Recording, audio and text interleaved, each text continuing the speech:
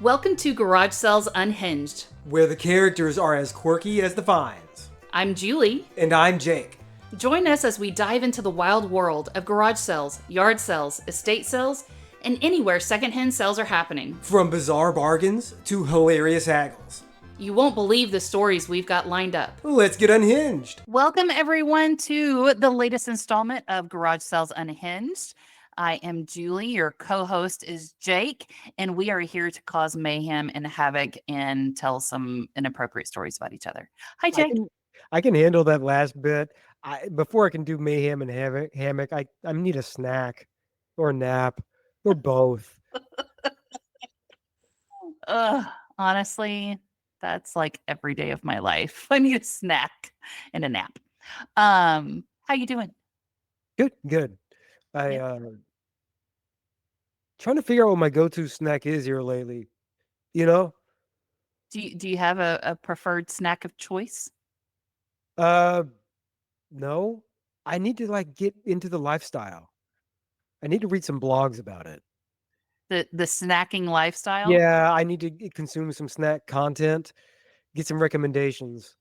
I need to say snack a whole lot around Siri so that my content will be populated accordingly.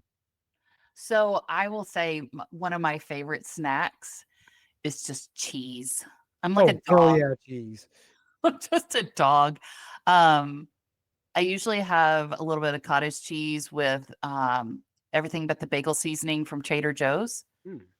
And it is a nice way to start the day. Nice. And then during the day, if I need a snack, I get the pre-cut square, like the pre-cut cheese for like crackers and stuff. And I'll go get some cheese and some nuts. And that's usually my afternoon snack. So you're all cheesed up and you're ready to cause some trouble in the world. I'm just the good sweet boy, America's best baby. And I'm saying prayers for everyone. Okay, I'm not causing trouble in the world. I'm causing trouble for my cholesterol. That's different. Yeah, it's wreaking havoc on this God's house. So one of my former bosses, he is a master athlete. He still competes in swimming to this day. And he went several years ago to get a physical done.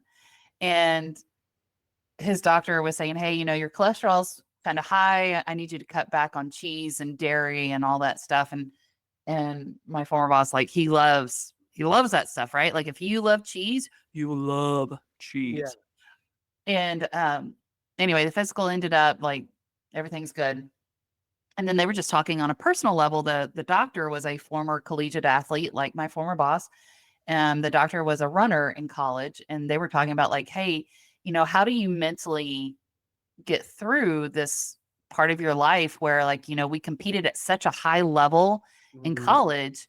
And now, like, even though you may still compete, you may still, train and do all that stuff, you're just never going to get back to that level that you once were. Yeah. And they were like, yeah, that's a thing. And they're like, well, mentally, how do you do that? Like, how do you get past that mentality? And my boss goes, I eat cheese. And like, he just told me to stop eating it. So anyway, cheese is the miracle drug. Everyone consume it. This episode brought to you by the Egg Foundation.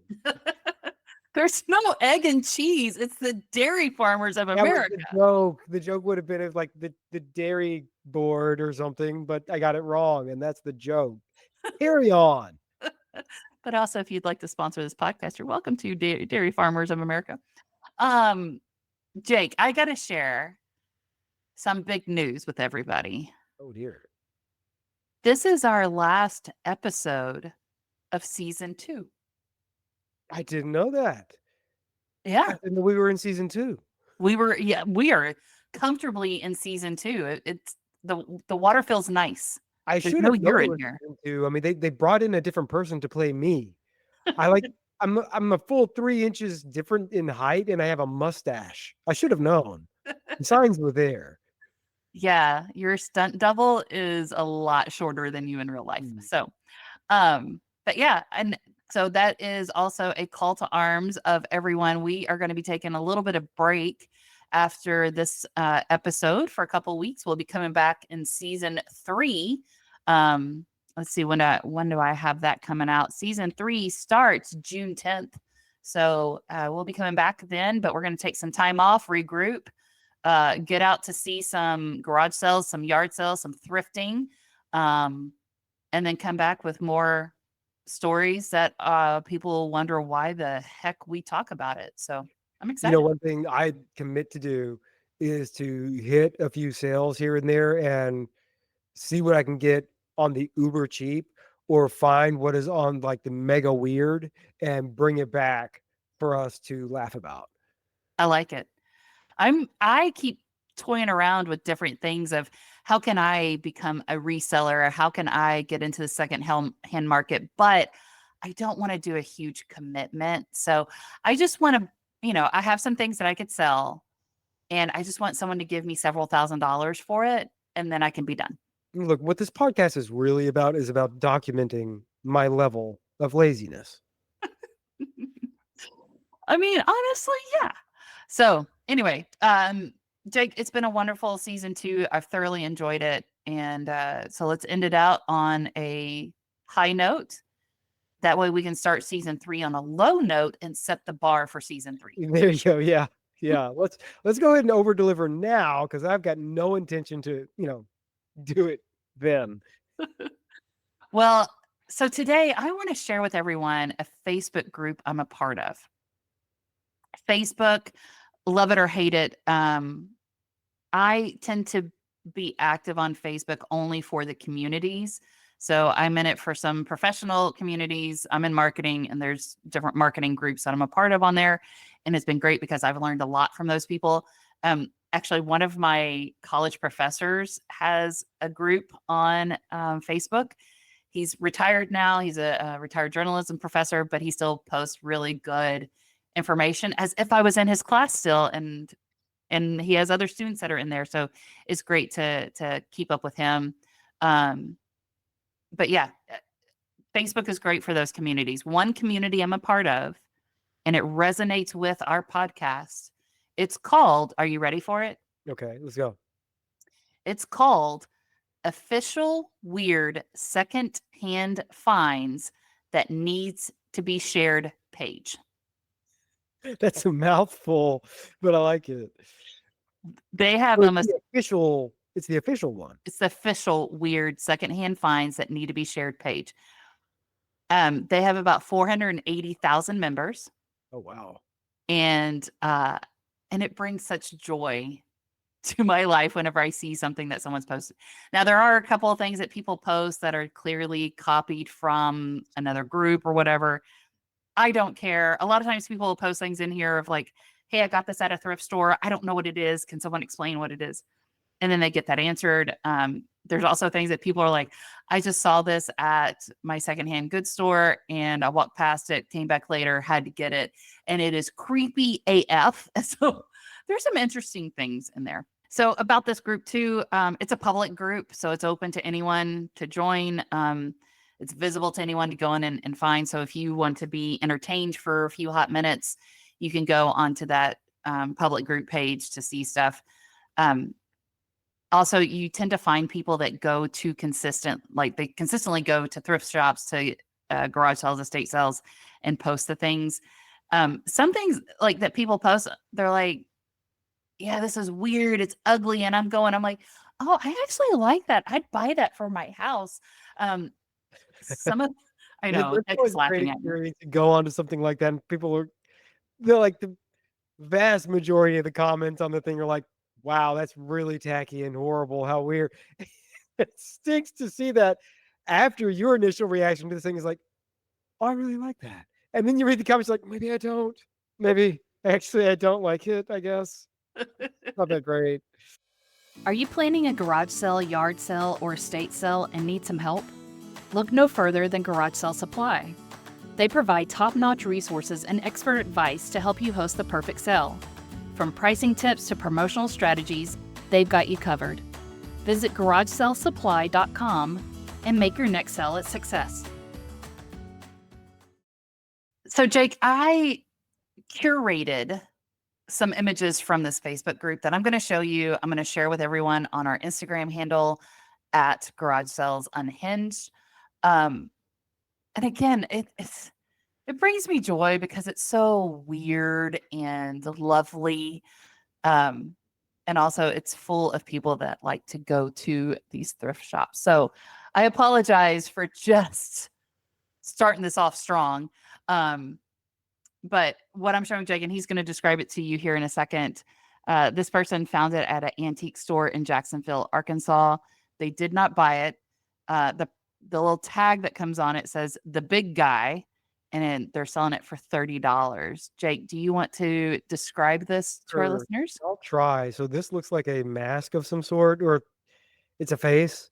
It might be a clay piece, but a lot of the features on the face are very exaggerated. Uh, it's primarily painted dark. The eyes seem like glass marbles and they're really protruding. And what makes it even more upsetting is that the price tag is tied around one of the eyes, just to like, if it wasn't, grotesque enough, let's just go ahead and add this bit of flair to the eyeball. This is not pleasant, and this is, as you said, a strong way to start. Also, like, it's funny because they're holding it in front of it. Looks like the shoe section at this thrift store. So I'm like, in what section did they categorize this thing? Is it home decor? Is it how to scare children? Is it a shoe? It is kind of like R.L. Stein decided to visit a Payless or something. See, and you said it looked like it might be made out of clay. I think it might be made out of wood, Yeah, it but does. also because there's some like potholes in it that I'm like, maybe it's made out of that that foam, like you spray it and then it hardens, and then maybe it's, I don't know. I'm gonna say it's called folk art. I bet that's probably the most generous thing you could do. Please get this off my screen. Okay. The next thing we're gonna look at. This is a beautiful, dainty ring. Let's say. So this person had purchased a necklace that kind of matched it. So they found what they think is a matching ring, which is awesome. And they bought it in Austin, Texas. So Jake, do you want to describe this for our listeners? Okay, this is kind of cool. So yeah, simple gold ring, got some design on the side, look like hearts, and a little six-sided die that's been cut in half, and like in the shape of like a pyramid almost, and that's the centerpiece on the ring. I think that's cool. It's good for the gambler in your life. Maybe you want to take some risk, take some chances in life. It's just a great. Also, could you imagine if this was an engagement ring of like, take a chance on me? Oh, for sure. This is like the hey, let's go steady ring for people that are playing Dungeons and Dragons together. Not the quite right die. And also, I'm really upset with myself that I know which dice people use in Oh, Dungeons. this is great. Julie is here going, it's not a 1d20 die. So you can't do a save roll with this. So Yeah, no, no, I will not marry you. Yeah, you can only do craps with this one. But anyway, I thought like this could also be something that was handmade. Someone, again, could be folk art, could be something that somebody made in their garage, in their living room, but I still think it's very pretty and dainty and a nice little, I'm going to say palette cleanser compared to what we just saw. Yeah, the first one did have like horror movie vibes to it. This one is like pretty whimsical and charming. Yes. All right, next one. This one I saw it and I was like, I see this and I'm like, why do people constantly do the resin artwork? And because this is what it looks like. But before I'm looking at a clock. Okay, first and foremost, someone made a clock because the center's thing is a clock face. Everything around it is questionable. Yes. So it looks like, if I were going to describe it, it looks like a bunch of not really pretty rocks, just regular rocks in probably it was a mold, and then they put resin in that mold around this clock face, and that's what you have. A lot of the comments are like, It looks like it's full of teeth. Yeah. Um, the person that found it said that their mom called it the vomit clock. It does look like vomit. Yes. These look Also, just like so like water washed pebbles. And when they're in this resin shape like that, yes, this does look like what you see every 5 feet at the carnival. Yeah. and so the tag looks like it does say working vintage clock. And you and I had a whole conversation around what constitutes as vintage. I would probably say that this is a more like a retro clock. I don't think this was probably vintage. I don't think it's. I think it's a newer thing than actually a vintage thing. Someone also mentioned that it kind of looks like pomegranate seeds. Like I would probably say some of that too. But yeah, it's It's pretty upsetting. Yeah, it's not pleasant. If you see this, like, oh, thank goodness, this clock tells me that it's time to go for more than 2 reasons. This is also a great gag gift if you need to take something for like a white elephant Christmas gift. Yeah, give it Well, to that's that. what all of Give these it to that are. coworker. Yeah. But big shout out to Biloxi, Mississippi for having that monstrosity. Okay, our next option here, it's a doll. It probably looks like it's maybe 2.5 feet long if you were to extend out the legs. Jake, I didn't do a good job of describing it, so I'm going to let you finish describing this for our listeners. Okay, so yeah, baby doll face. So this is the face of precious memories kind of doll. That's the expression. It's photorealistic. It's got like a one of the natural skin tones, but this is a pan doll. This is a child that has cloven hooves on the feet. It has kind of the goat ears. It has fur. Really upsetting Guy Fieri goatee, and just the big bluest baby blue eyes. Um, it's impish. It's puckish.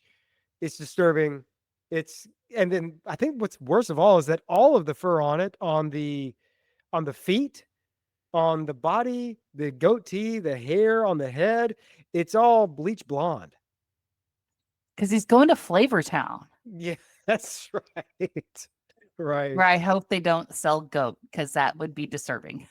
What's great about this is that they chose to give this mythical impish creature short sleeves. The fur stops just above the elbow, and shorts. The fur stops above the knee and continues at the ankle. So it's a summer mythical creature. Yeah, that looks real sweaty, super sweaty. Yeah. But someone collects porcelain dolls, so they bought this one because I'm assuming it's made out of porcelain, and they are treasuring it. And so there is an item for everyone, even if it's not for you. The expression on this thing is so upsetting to me because it looks like it would pester you nonstop to buy the new PlayStation. And the moment the moment you brought it home, it takes it out of the box and without breaking eye contact with you, throws it into the wall. So It's a that's jerk. what the thing is on this earth to do. Well, to each their own. Don't buy it if it's going to do that for you. Okay, next item. I know I've seen these before. Okay, so what Julie is showing, and you can see it on the Instagram, but what Julie is showing on this one looks like some ancient dentist tool. It's like a pronged fork device that is sitting next to an extended tape measure, and this thing is like 3 inches long. One end is kind of bulbous and curved, where you'd presume like you'd grip. The other end is like housing 2 marbles. One is black and one is clear. I know I've seen this before. I have no idea what it is. What is it, Julie? It is a razor blade sharpener from the 30s. Oh. And again, this is one of those things I wouldn't have known what it was until they're talking about it. somebody also said that it's a Schlangen. It's not a Schlangen. That's a made up term. But I clicked on another image and it's the packaging of what it came in. So you would take a razor blade, a standalone razor blade, not like a shaving razor that already has the razor blade in it. But you would take the razor blade and the two marbles they sharpen that blade so you could reuse it again. And again, it's one of those things like if I saw that in a thrift store, I wouldn't know what that is. I don't have a use for it because I don't have razor blades. But if you did and you didn't want to continuously throw them out, this is a way to keep them sharp. I think your folks that do the whole knife thing will be really upset. I mean, according to the packaging, this thing doesn't sharpen the blade so much as hones it. It straightens out the edge. So it's just a way to get the edge on the thing kind of straightened out again. It doesn't sharpen anything because I was looking at it going, wait, marbles do that? Marbles can sharpen metal? No, but you rub them between there and it'll at least align the metal again. Yeah. But you can't do blade aligner. No one knows what that means. You have to put blade sharpener.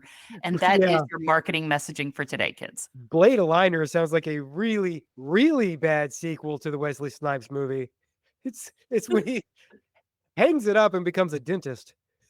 Well, he definitely didn't become a CPA. Oh, all right. This is our last image. Kind of creepy, but also pristine for a white elephant gift.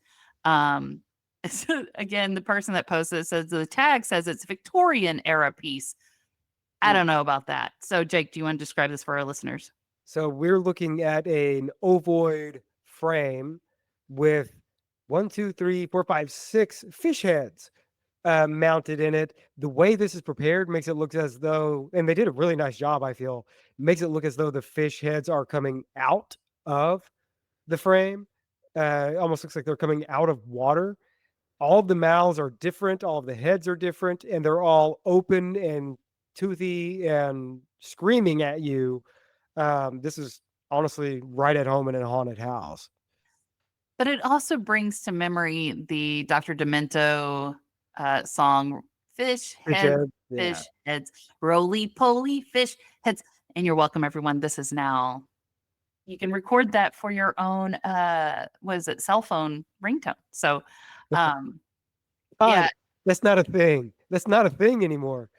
Oh, dang. Anyway, like I imagine how horrible would it be if like you buy this and you gift it to someone for like their new baby boy's nursery? Like, no, that's not really it. I don't know where this would live. Like, it doesn't really feel like the frame doesn't feel like it would fit into like a fishing cabin, rustic appeal. But then the fish heads themselves are almost like swimming through a portal and they're screaming. Yeah. So, I'm not the one on the top. The one on the top looks like it's really having a bad time. It's interesting. And apparently where it was found in Manchester, New Hampshire is a great store that more people are going, more people need to go to that store because they have great finds. So I want to see if I can zoom in. There is a price tag on it, but I don't know. So Julie's doing a computer enhance. She did computer enhance twice. 4 times now, computer enhance. And we found him. I'm in. We've got the fingerprints. Well, and I can't tell how much they're asking for it, but how much would you pay for this? Oh, we just did an episode on movie prop money, so I would probably pay a stack of movie prop money. That's right. $14 billion. It's also another thing of like, how badly do you want to kill that old rich uncle that you're the lone beneficiary of? Like, could you buy it, send it to him, he'll open it up and like have a heart attack right away? Like, don't do that. This almost looks like a Jim Henson creation. I think it's because of the kind of the earth tone, the greens of all of the fish heads, and that they're all singing right now. All the mouths are open and they're all singing something. This looks like something from like the gritty Labyrinth reboot. Well, like, isn't the singing bass called Billy Bass? Right. Or Like, yeah. imagine if they were just all Billy Bass, and if you pressed them, it like sang a choir song. Oh, that'd be great. Yeah. Billy Bass brings you boys to men. Oh, oh. Also, I just can't imagine how difficult it would be to dust that thing because it looks kind of dusty now. Like, there's a lot of crevices to dust in this thing. Yeah, all the fish teeth are there. And so keeping this thing clean probably just requires, you're going to tie it to the roof of your pickup and drive around for a little bit. And that's standard cleaning. Yeah. It's a so those are some of the items that I was introduced on this site. There's more crazy, wonderful things. Sometimes people post things or like, oh, where is it? I've been looking for that thing. But yeah, the group is fun to be a part of. I know there's also subreddits that they post weird things on here, but are on that platform as well of crazy finds at garage sales and estate sales, thrift stores. But this is one that I'm a part of on Facebook, and it brings me a little bit of joy. You know what I'd like to see? I mean, like you said, this group has like 400 plus thousand people in it. Yep. So people from all over the place, I'm sure. I want someone to like put together the data behind all of these finds. Give me the taxonomy of weird stuff. Where was this fish head sculpture actually found? And is there a prevalence of particular types of weird things in areas under power lines? Let's figure out the correlation. Who has the worst water quality and what have they done with their crafts? Well, okay, I found one more that I'm going to show you, and it doesn't answer everything you just said, but this person found this item in a dumpster and repurposed it into a planter. Okay. And That's I kind of amazing. dig it, so I'm in favor of this. Okay. You're pro planter. Whoa. Okay. Yeah, you would be. So it's the lower half of a male mannequin, and I think they probably cleaned it up and spray painted it. I don't know if it came like that, but it's almost like a bronzy look. And so where the torso would start, they have a plant in there. And I'm like, you know what? I like to have funky stuff in my house. I would totally have that planter. My husband probably wouldn't appreciate it, but I would Yeah. totally have that planter in my house because it would be such a statement piece. And then I would be able to tell everyone about my dumpster diving adventures. Yeah. Yeah. And your friends would comment out, Julie, you've got to stop finding men in literal trash receptacles. So yeah, and it's My not just my response to that would be no. no. Yeah, no, it's not just that it's the male mannequin legs, is that these legs are freaking jacked. This is the quads and everything. But and it's just got a ivy from the waist. It's So the juxtaposition of elegant and curves with jacked up muscles. that's So right. I'm a Renaissance man, I don't always work chest. sometimes my stomach is full of plants. So, but anyway, that's how I wanted to end our season is just go out there, find the weird, wonderful things. And if you don't find them, there's places out on the interwebs that people share what they find.